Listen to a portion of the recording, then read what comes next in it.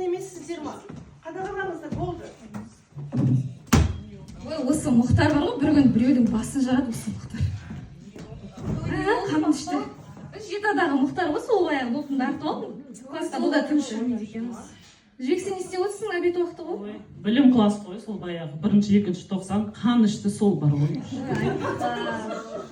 Мен болсам шайымды ішіп отырмын, а то асханаға барсақ тоже сөз қалады ғой. Осы жерде бір немізді ішіп алмаймыз ба, иә? Қыздар, менде осы бір сұрақ. Біздің мектепте неге өмірі ер мұғалімдер тыныш жүреді? Ал біз әйелдер қауымы үнемі жүгіреміз де тұрамыз. Өйткені біздің ер мұғалім десе, мен еркекпін, мен сабыр сақтаймын деген бір режим бар.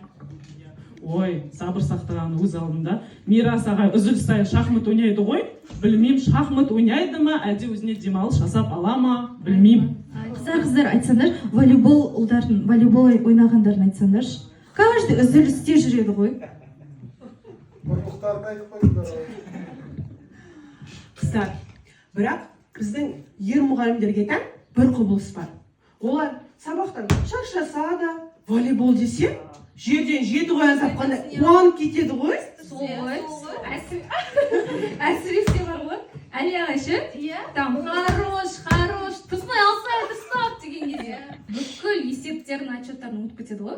Сосын жүреді, администрацияның черный списогына кіреді.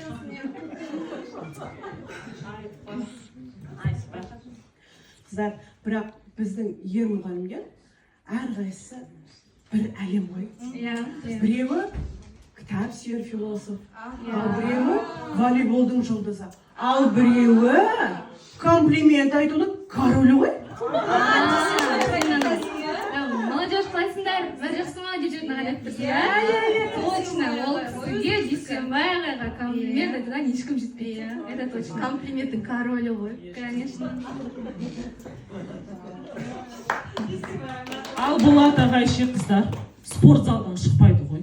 Бала біздің болашағымыз дейді де, сол балаларды доппен соғады ғой, аямай үшін. Сендер бір жиналыс болғанда айтыңдаршы, планеркада, сондайда.